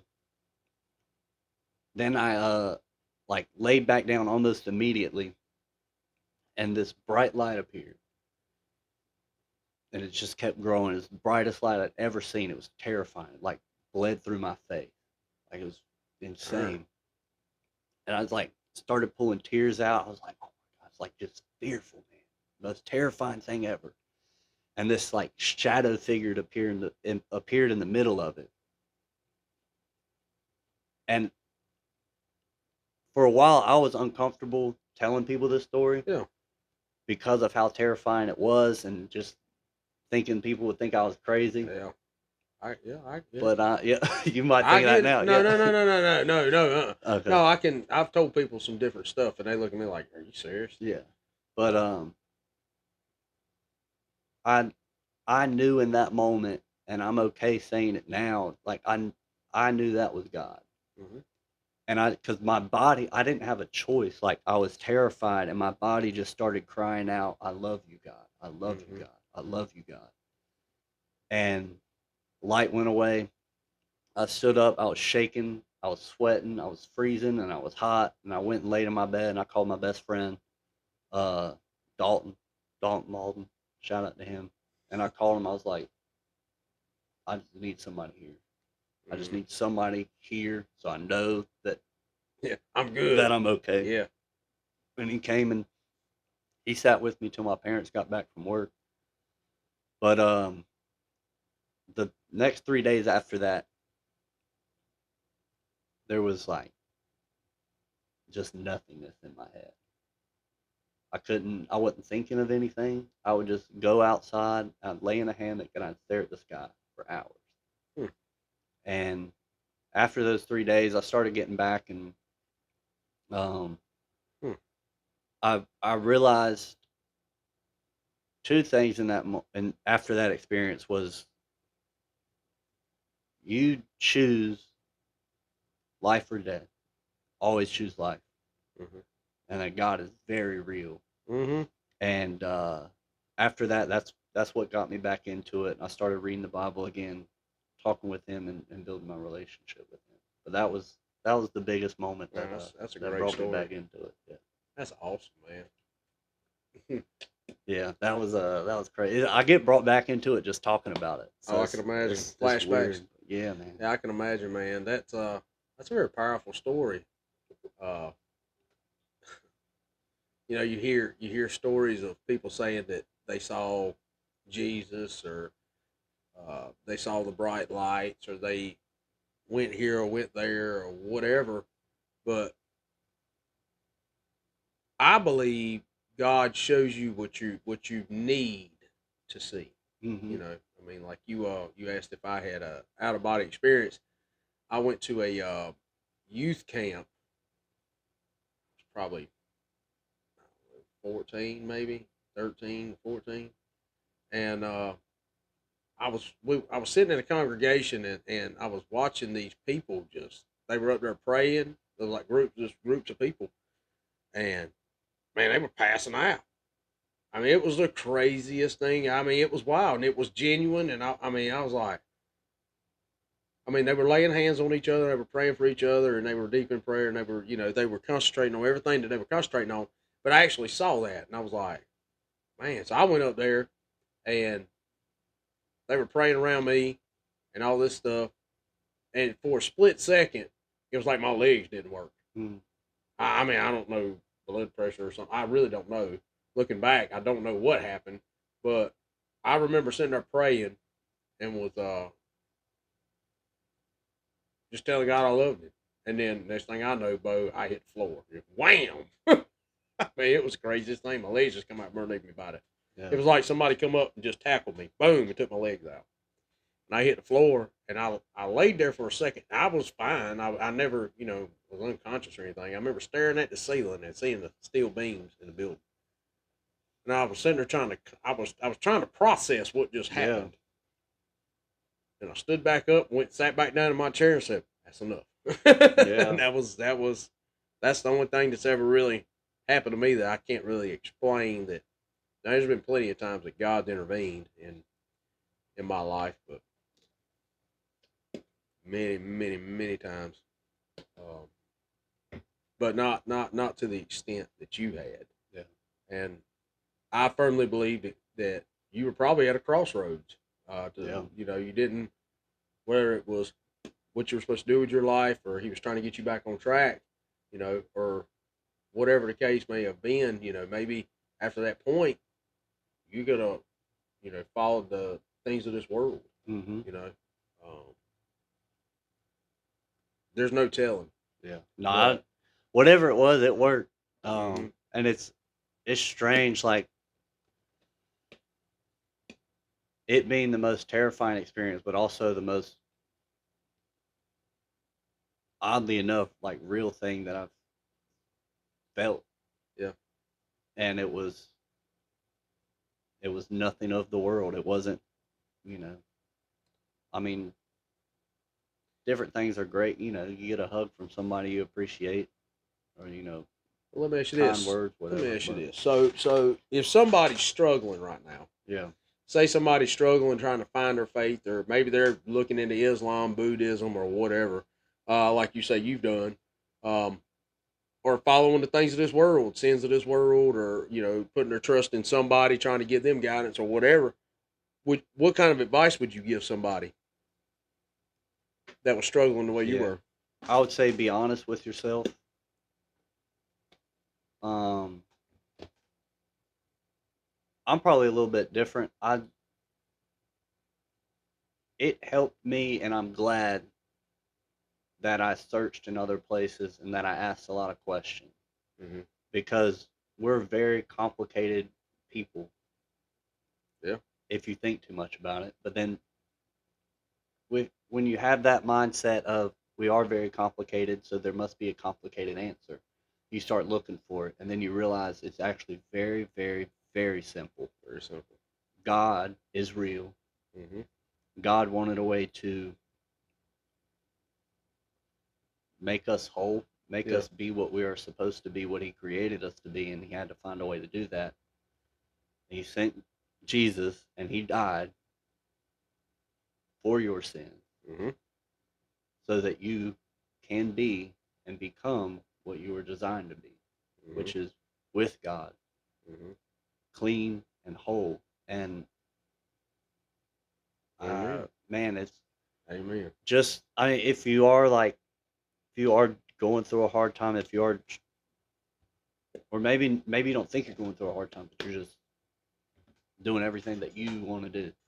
everything to please you. That's how I was. But then once I was, like I said, you got to be honest with yourself. Once I was honest with myself, I realized I wasn't fulfilled. I wasn't joyful. I didn't have happiness. It was just moments that I thought were what made up my life, what was important for it. But just look at what you're doing and ask yourself, if is that something that you think you were designed to do, if that makes sense. And then I don't know how you end up at any other answer. Yeah. You know? No, 100%. And that's that. It took me a long time to realize that, I don't know about you, it was beating my head. I went to Sunday school. I went to preaching. Wednesday night, I was putting that polo on them khakis, and Mama was dragging me out of that house half the time. But I was going to church. Yeah. And I thank God for my mama and my grandma. If it was not for my grandma and my mama, I would not be the person I am today. Yeah. No male in my family really went to church, unless it was Easter Sunday or something. But it had to be a special occasion. My grandpa, my papa, he stayed there and he fried chicken at home. Nobody can fry chicken like my grandpa did. But because of that, it started my relationship with Jesus. You know what I'm saying? And what they didn't, my mama and grandma didn't force me. They forced me into the car. They forced me to go to that building. But what they did was they gave me the information. And once you got the information, you do with it whatever you want. Yeah. But didn't say I didn't give it to you. You know what I mean? And that's the thing that I try to tell people. You have all the tools for success. What you do with them is up to you. Right. I'm gonna give you everything I can give you. Now, if you don't want to pick them up, and you don't want to use them, that's on you, bud. But don't tell me that you didn't know. Yeah. Like I made a video one time, and I broke down and I explained Jesus Christ came here, and I went through it. He died for your sins. He was crucified, raised on the third day. I went through all of it, and all those people. I can't remember how many people. There's a lot of people that watched that TikTok and the Facebook video and all. I might even been before TikTok. Anyways, maybe I'll make another one. But what I did was I said, now, at the day of judgment, when you stand before God, because don't get it twisted, you're going to stand before God. Yep. You're going to die. We all have that in common. Ain't nobody getting out of here alive. You are going to die. Your body's going to give out. You are going in the ground. You're going to be cremated. You are going to die. You're going to take your last breath. Then you're going to stand before God. And after you've watched this video, you can't say, I didn't know. Nobody told me. That short fat guy down here in the woods, he told you. Yeah. I told you what it was. Now, what you do with it's up to you. Yeah. You know what I mean? And that sounds harsh, but that's the way I feel the world needs. Yeah. I think so. There's a lot of people with, how can I say this without hurting your feelings? I don't take people's feelings into account to an extent. I do, but I don't on the same hand. When it comes to God, everybody talks about how God's love, and He is. He loves us. We're created in His image. He wants nothing but the best for us. He has a will for you. He wants you to accept His love and the free gift, and to come to heaven, the salvation and the grace and the mercy and all that. But what people forget is Jesus flipped tables in that temple. Mm-hmm. God is a jealous God. You shall have no gods before me. Mm-hmm. That's a commandment. You know what I'm saying? God got some wrath. Y'all gonna keep poking the bear, son, and y'all gonna figure it out. Yeah. And that's what people don't realize, that when they stand before God, I had a friend, he's passed away now. His name was Zach Petty. I met him through the sheriff's office. And my daughter called him Uncle Zach. That's how close we got. Well, he was an atheist at the beginning of our friendship. Well, he would always complain. We used to drink together and all that back in the day. And he would complain about this was missing or this is going wrong and this is going. And he'd always complain about stuff. And I'd tell him, and I'd always tell him, and I'd say, Bo, you're missing Jesus. That's what you're missing, right? And He get mad as a hornet in a Coca-Cola can at me. He's like, and we got arguing. Yeah. Right? And I thought it was funny. I'd laugh. I was probably drunk. I'd be laughing. And he'd say, and he'd go to complaining again. And I said, you want me to tell you what you're missing? He said, if you say Jesus, Bo, we're going to fight. I said, Jesus, stand up. Let's see what you got. Yeah. Right? We went to scrapping in the backyard of the house over Jesus. You know, sitting there talking about Jesus. We went to throwing hands, son. Yeah. So after it was done, it was pretty much fair. I think I wound up on top of him. He ain't here to defend himself, so I can say that. Gotcha. Anyways, we sat there and talked and all this, and years went by. And he called me out of the blue one day. And he said, man, look, he said, you're the first person I called. I just want to let you know, me and God's good. I said, praise Jesus. Hang up, call your mama. Right? So after that, I knew he was good. And there was something different about it. Mm-hmm. The positive attitude, the peace. You know, Jesus will give you peace. Oh, yeah. Internal peace that you can't find out here with anything in this world. It don't matter what it is. Money can't buy it, nothing. There's nothing in this world I love my child. Your child cannot give you the peace that Jesus can, you know. And I could see it in him. Mm-hmm. And then he passed away a couple years ago. And but I know he's good. Yeah. You know. I mean, there was a time, even this will tell you how much of an atheist he was. I was helping him move out of his apartment to another residence, and I came across one of his childhood Bibles. And he said, man, throw that away. I don't need that. So I ain't throwing away no Bible. That Bible rode with me in my patrol car for years. And I would not throw that Bible away. It had his name in it and everything. It was a childhood Bible. And I kept it forever. And my idea was I was going to give it to him the day he got married. You know, I was going to, here's your Bible back. Yeah. You know. But he never got married. And when he passed away, I gave it back to his mama, and I made sure she knew that he was good. Yeah. You know. So, but that just shows you that God will put people in your life, you know. And I'm not saying that I influenced him. I'd like to think I did because, I mean, we argued all the time. Yeah. But I told you all that to say this. He made this comment, and I want to make sure that everybody knows this comment because this conversation that we had, it was very profound to me because of the thought process he had as an atheist. He told me, we were arguing one day about the existence of God and what he believed and I believed and things of that nature. Or what I know, not I believe. I believe it and I know it. There you go. That's just all there is to it. So he told me, I told him, I said, son, I said, you know, one day you're going to stand for your creator. He said, well, I tell you what, he said, me and him's going to have us a long talk. I said, see, that's where you got it wrong, son. Mm-hmm.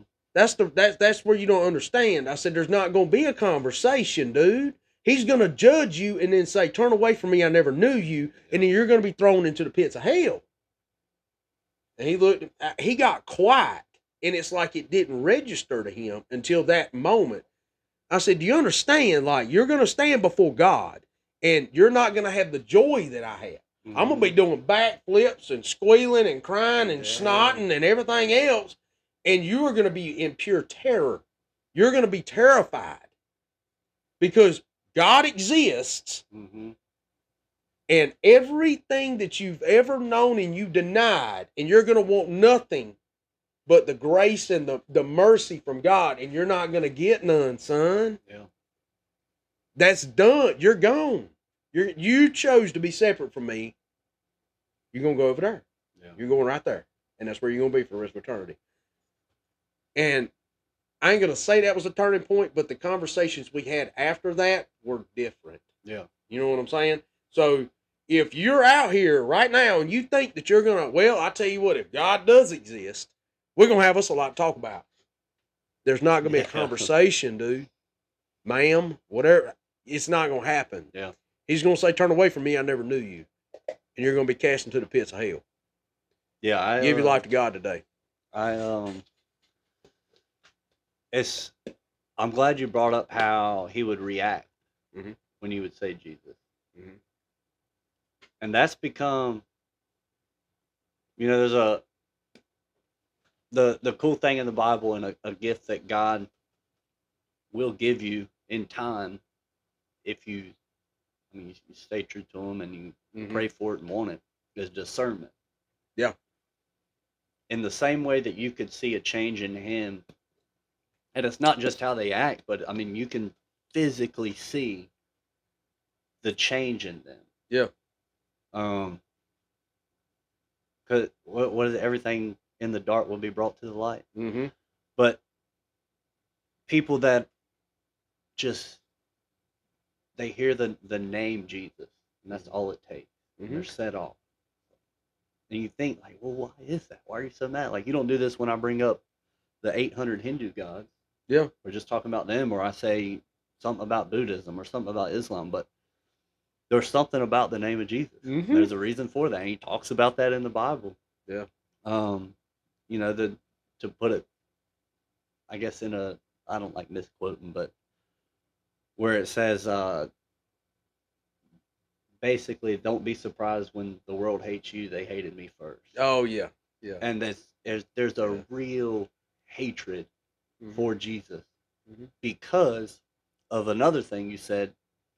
There will be no other gods before me.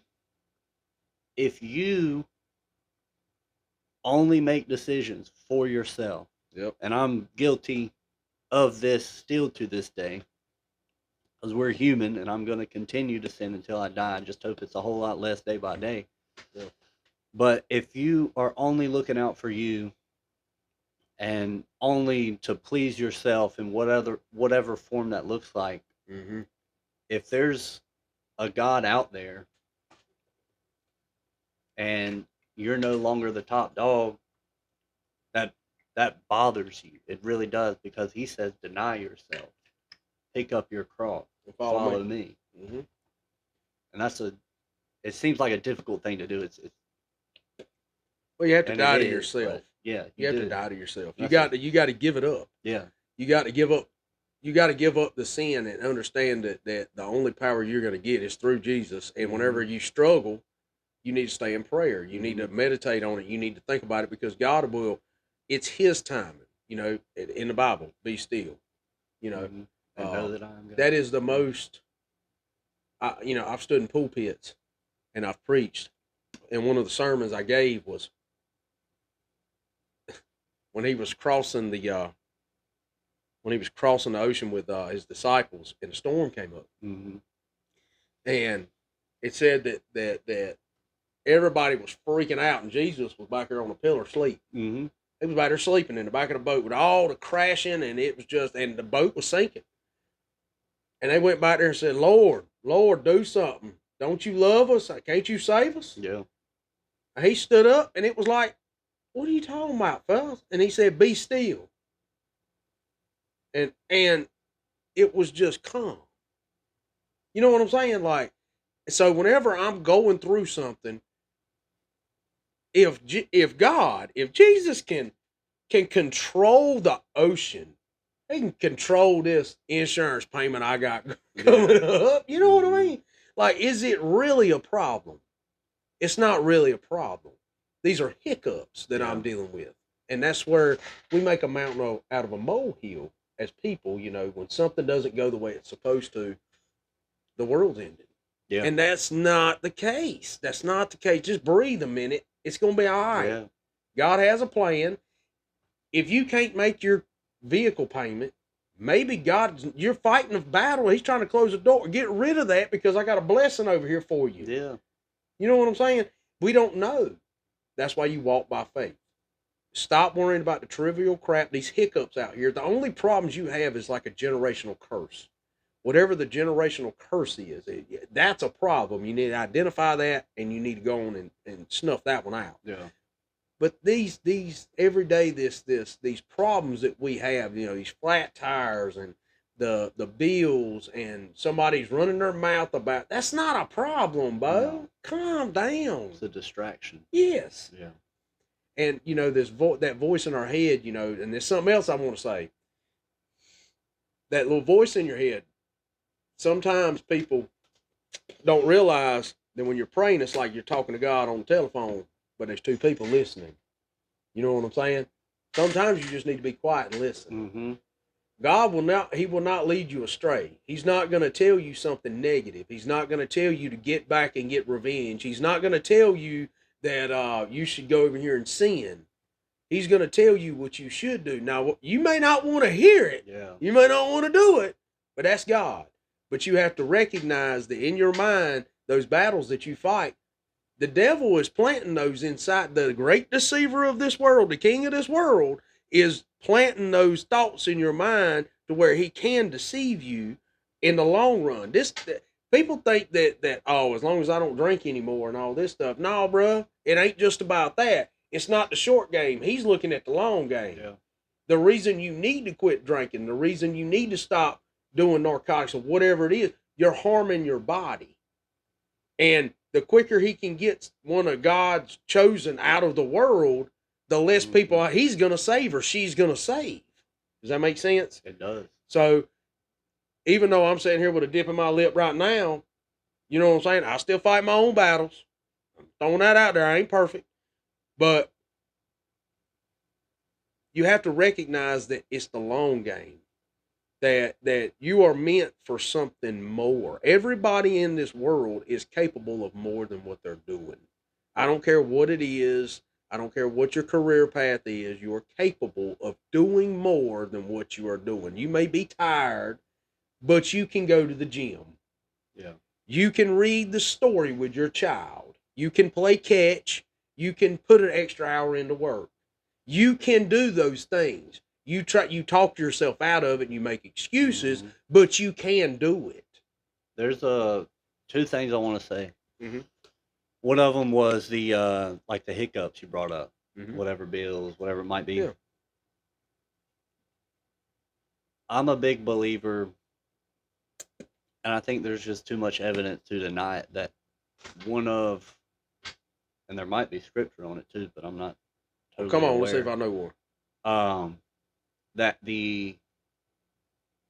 with the devil, a lot of people think, people outside of Christianity might view Christians' view of the devil as I don't know how to put this. Basically, the busyness of our life, I think, is orchestrated by evil. Whereas we get so busy and caught up in all these things that take, and a lot of them, most of them, require our time. And where the commandment of there will be no other gods before me. That doesn't just mean like an idol somewhere. It could be money. Yeah, money. The worry of, am I going to be able to do this? Am I going to be able to do this? Oh, I have 18 things I got to do Friday, but then I'm doing this Saturday, and so yada yada yada. And your mind just slowly starts moving away from God, the peace that you could have with Him. I think the busyness thing is a big thing orchestrated by the devil. The other thing, now I'm losing track of it. It was something else you said. But there ain't no telling what I've said. Oh man, that was a good point. I want to do what my friend taught me to do. God, please help me remember what There you go. what Neil's point was. There ain't no telling. Dang. No, I can't remember. Well, I would like to add, you're right with the busyness side, because when you're too busy, you can't help somebody, you can't help yourself, and you're distracted. Yeah. You're distracted from trying to pursue that relationship with Jesus. You know, and there for years, I did not feel. I thought I was saved. I won't say. Thank God I ain't died in some of them search warrants I did. Yeah. You know what I mean? The search warrants, or the car chases, or doing the dumb crap on four-wheelers while I was drinking out in the middle of the woods and swimming in the rivers and all this stuff. Thank God I didn't die then. Because, buddy, I was not saved. Yeah. I was not saved, and I didn't realize it. Yeah. You know, because here's the thing. Oh, wow. Dang, that's crazy to think about. Yeah. Thank God I didn't die, because I would have been separated from God all them years. You know? Wow. All right. So, because, see, there's this ideology that people say, let me make sure. I'm going to make sure this thing's still recording. Yeah, we're at 140 right now. Oh, great. So, Good stuff. so there's this ideology that if you say a prayer, you're saved, you're good. That ain't the way it works. Yeah. Okay. You have to truly repent. Mm-hmm. You have to do everything you can do to give your life to Jesus and walk away from sin and deny the flesh and everything. Be truly repentful. You got to repent, right? What I tell people is you can't just do what you want to do from here on out. You know what I mean? You can't. You have to do God's will. You have to follow God, and you have to try to spread His word. You have to try to look out for your fellow man. You have to do what's right. You know what I mean? And people, I had this thought back when I was younger, back in my teenage years. I remember the day that I got saved. It was different, right? And I knew I was saved then, but then I strayed, and I wasn't. I wasn't. I didn't. I was deceitful. I thought I was saved. I could do what I want to. Man, if I die, it'd be all right. I'm gonna go to heaven. No, bruh. No, I walked away from Jesus. You know what I'm saying? I didn't try to have an active relationship. I didn't pursue that. Yeah, I said the words, but I didn't truly repent. Yeah. You know what I mean? And that's where I think a lot of people. That's where a lot of people fall. Is they, just like the Bible says, there's gonna be so many people that don't you remember all the good works I did in your name? Mm-hmm. They didn't do. You didn't do those for him. You did those because you wanted attention. You did those like these people. But I'm gonna tell you something that drives me up a wall. Watching people go on social media and feed the homeless. Oh my God. It drives me crazy. I'm super happy they're doing it. Don't take a video. I can't stand Number one, you already burnt that blessing. That you're supposed to help people in secret in your rewards in heaven. Number one. Number two, you're downgrading that person's life. You understand what I'm saying? They're over here like this. Yeah, look, I'm giving them a McDonald's cheeseburger. Y'all get out there and support your local homeless people. What's wrong with you? I can't stand that. It drives me up a wall, man. Yeah. That's all right. I guarantee there are going to be people that stand before God just going to say, well, I fed the homeless. I guarantee that's going to happen. Yeah. You see what I'm saying? Then they like, pull up the video. Yeah, look, God, look. Get my phone. You give my phone. I'll show you everything I did. It sounds like a joke, but I'm serious. No, I know it. It drives me crazy. Yeah. No, that was bad. You can help somebody without having to get any acknowledgement from it.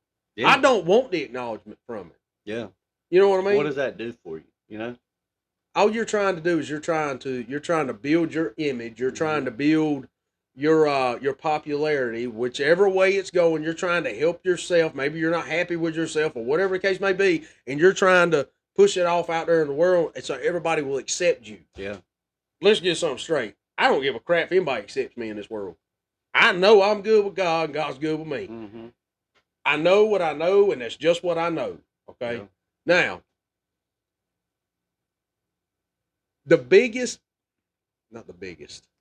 how should I say this? One of the most popular sins is God, what's the word? It's essentially caring what other people think. It's the self-image. Selfishness. Yeah, selfishness. Yeah. Worrying about yourself. Pride too. Yeah. Oh my God. But I still struggle with pride. I'm not gonna lie. I take a lot of pride in most everything I do, and I try to get away from it. It's like, God, your will, not mine. Your name, not mine. You know, a lot of people from this nonprofit. Neil, you're doing so great. I can't believe you've done this. You've done this. I probably told you it ain't me. It's God. Yeah. None of this is me. No, get that straight right now. None of this is me. This is all God. From the land, dude, I could tell you stuff. I can show you right now that God exists. I ain't gonna go into great detail, but I'll tell you this. Me and my wife and my daughter were living at another place. We had to get out of there. We had to. It was bad. It was just horrible. It was a nice house. It was a nice neighborhood and all that, but it was bad for me. It was bad for my family. and it was just horrible. Like I felt like, I mean, my life was just going to shambles. It was bad. My dad had just died. Me and my wife were going through a lot of marital stuff. My daughter was young. I didn't know how to process everything that was being processed. We had some family issues going on. It was horrible. It was just a horrible, horrible time of my life. At one point, I felt like I was going to go to jail. I mean, that's the truth. I thought I was going to wind up putting my hands on somebody. You know, it was bad. I fell to my knees in the driveway, right? And I prayed to God, and I said, God, you have got to get me out of here. I've got to get out of here. I don't care what it takes. I don't care what I got to do. Please help me. That's what I truly say. God, please help me. I've got to get away from here. I've got to get my family away from here.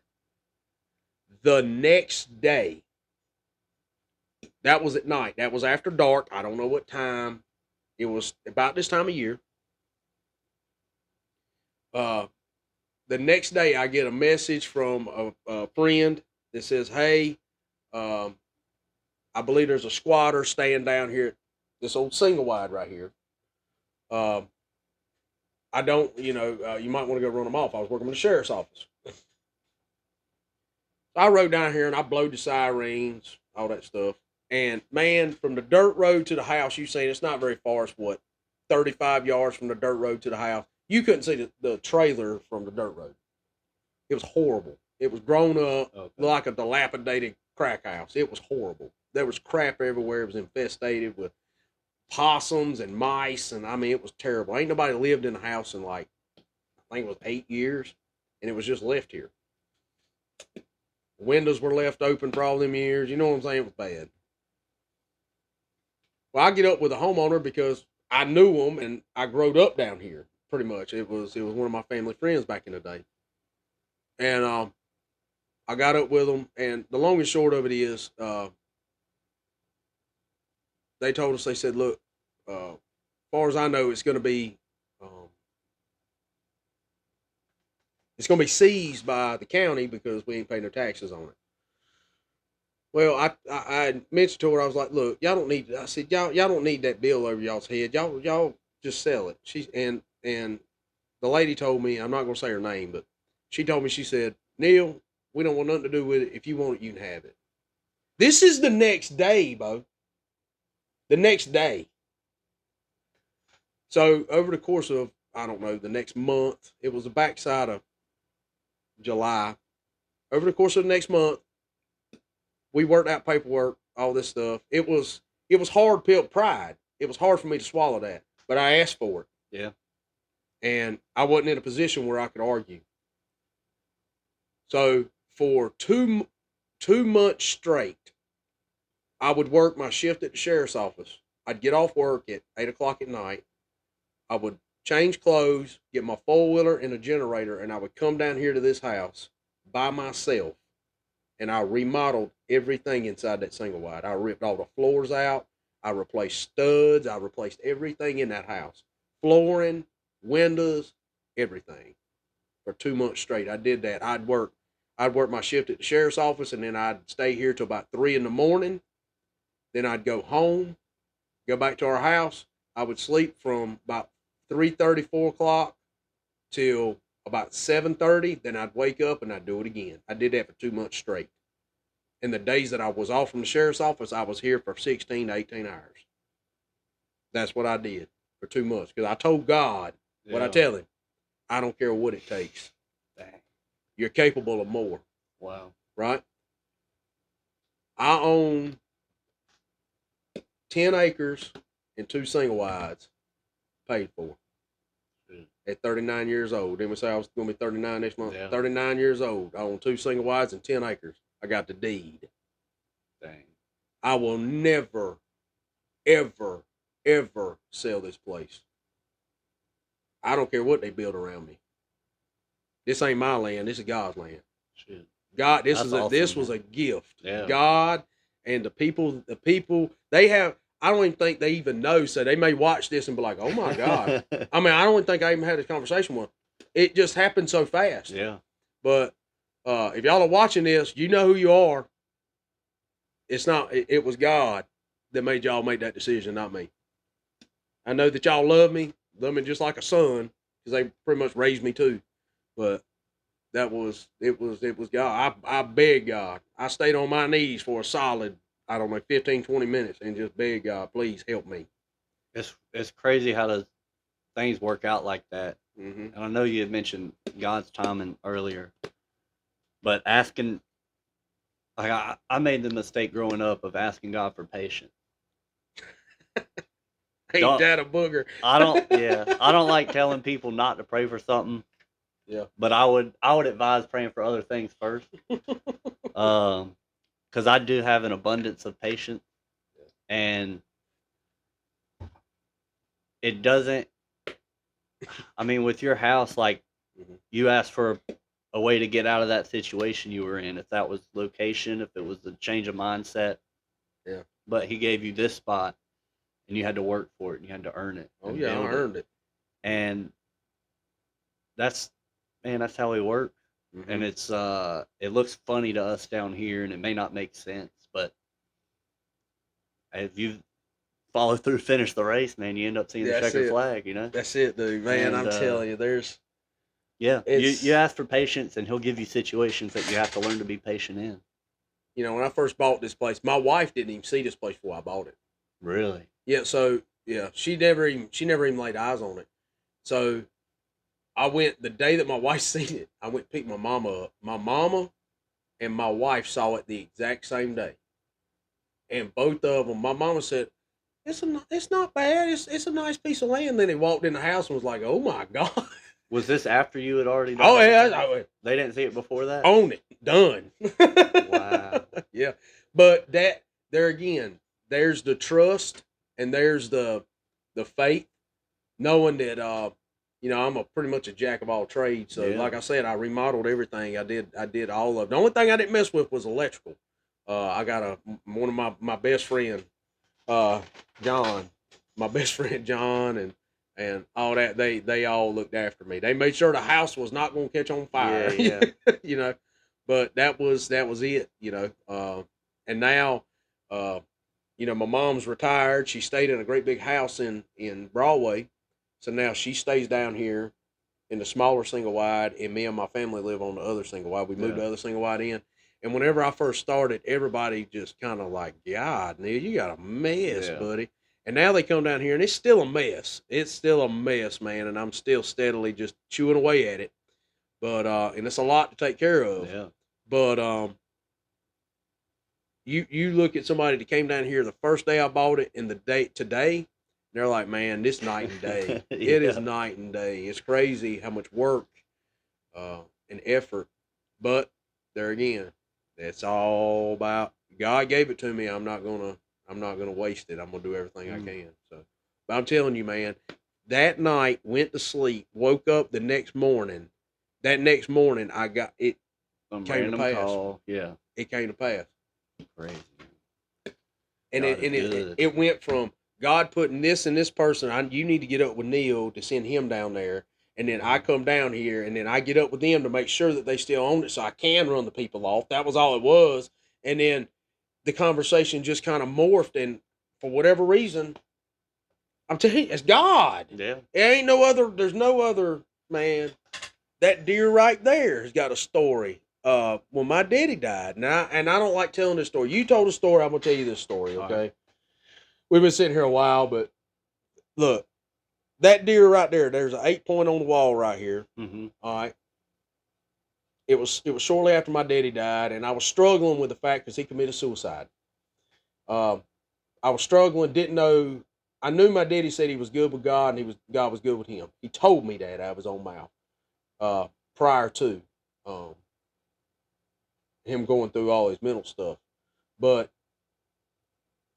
I was sitting in a deer stand after, it was after my dad died, and I'm sitting there in the stand, and I remember praying, God, I just want to know my daddy's all right. I just want to know he's okay. That he's in heaven and you got your arms around him. Just give me a sign. Let me see a big buck. Let me see a big buck. Right? I just want to see a good buck. Right? And then as soon as I said it, I was like, that is not right. I should not put that on him. I'm sorry. And I went right into it. God, you don't have to prove nothing to me. Yeah. I'm sorry. Please forgive me for saying that. I apologize. You know. And it was about 3.5 minutes later. It sounded like there was a bear tearing a that blame cedar tree up or something over to my left. And I heard it going down through the bottom. And I never seen it, nothing like that. And I looked about, it was old Skidder Road, way down through there. It was probably 250, 300 yards long. At the very end of the Skidder Road, that 8-point walked out. And I was looking through the rifle and I said, oh my God, that's horns. But there was a branch going straight across his vitals. So I put it right above that branch and I squeezed it off, right? The deer ran back to the right and it was probably, I don't know, 20 minutes before dark. It was about 20 minutes of legal shooting like that. So I was sitting there and I was going through that. Man, should I get down? Should I go look for blood? I mean, that's a long way. Yeah. Should I go call my buddy Joey so he can come over here and then, send him down there? And I'm going through all this stuff. And man, I'm telling you, that internal voice, don't move, stay still. Don't get down, stay here. And I was fighting it because, I'm wanting to get down. I want to go find this deer, And I had done forgotten all about this conversation I had with God a minute ago, And I'm sitting there, should I climb down? Should I get? And I'm sitting there. I was like, all right, I'm going to listen to it. I'm going to sit here. So I sat there and about 4 or 5 minutes, I'm getting text message from my buddy Joey. He's like, I don't know, 100 yards through the woods to my left in a bottom. And I was like, man, it's an iffy shot. I don't know. I was like, I'm just gonna sit here. I'm gonna wait till dark, let you come out, and then we'll try to figure out where to go from there. And I had a corn pile to my right on top of the hill, right at the end of another skidder road, and it was 60 yards. That same deer that I just shot at walks out on the corn pile. Just walks out and starts eating corn. So I turn, and by the time I get ready to pull the trigger, I shoot with both eyes open. I don't close one eye, I shoot with both eyes open. Whenever I took, that deer stood up and looked at me. And he was kind of catty corner. And then that deer turned sideways, just like this. And I shot him, and he expired. And I went down there. And by the time I grabbed his horns, all that conversation I had with God come rushing back. Mm-hmm. That's the story of that deer right there. Dang. You see what I'm saying? Yeah. I'm telling you, man. I can tell you all kinds of stories. It's crazy. I had a moment like that when I was young. I was just trying to figure out if God was real and put faith in him. Mm-hmm. And it was I don't know, I was pissed off about something. Who knows what. And walking around my yard, and it was hot, summer day in North Carolina. Oh yeah. And I was like, you know what, God, if you're real, put a patch of snow down here in front of me. Mm-hmm. And I'll trust you. I'll believe in you. And obviously no snow appeared. Yeah. I was going to say, you dropped your snow cone. You tripped out of nowhere, dumped your snow cone on the ground. Gotcha. No, it goes back, it went forward to that time when I was doing bad. It was 2019. Yeah. When I was going through all the questioning and stuff. And I had started doing this thing, because even when I was doing the questioning stuff, I would still read the Bible. Mm-hmm. But obviously, if you're putting your thoughts and efforts into other things, then it's not all focused on God. Yep. And what I used to do is I would close my eyes and I would pray. I'd be like, God, speak to me through your word. And I would just open to a random page. Mm-hmm. I don't recommend doing that. But that was what I was doing at the moment. And I opened it up, and it was the story of, who is it, Peter? Mm-hmm. I can't remember who it was, but whoever it was, where he said, God, let me feel the holes in your palm. Mm-hmm. Let me feel the hole in your chest, in your side. And then I'll trust in you. I'll believe in you. Mm-hmm. When I read that, it was like flashback again. And I was standing there in my yard, and I could hear myself saying, God, show me a patch of snow. Yep. I was like, dang. It's crazy. It's a weird feeling, man. It's a wild feeling. It's like, man, God's speaking to me. Yeah. That's crazy, dude. Oh, yeah. Man. Well, Some lumber just rode out of here. That poplar. That customer came down and picked up that poplar. Well, we've been here for a while. Probably Yeah. wrap it up. What do you think? Let's do it. You got anything else you want to talk about? No, man, I'm good. Yeah. Well, this is the same thing I've been doing. Let me make sure it's still recording. Yeah. All right, hang on. We're gonna get. I'm gonna make sure it's gonna record after 2 hours. We're 1:59 and 55 seconds. Okay. Let me make sure it's gonna go after 2 hours. All right, it's still recording. Okay. All right. So this is what I was talking about earlier. I didn't want you to be prepared for it. So this is what I've been doing for all the podcasts, and I think it catches people off guard, and I don't like people to know it's coming. So that way you can have a true blue thought appear, and maybe the Holy Spirit will move you or something just comes to your mind. So if you could tell anybody one thing in this world, whether it's a vice or whatever it is, and this is the last chance you had to tell anybody anything, what would you tell them? Caught you off guard. See? I'm telling you, I love it, man. It's a thinker. It is.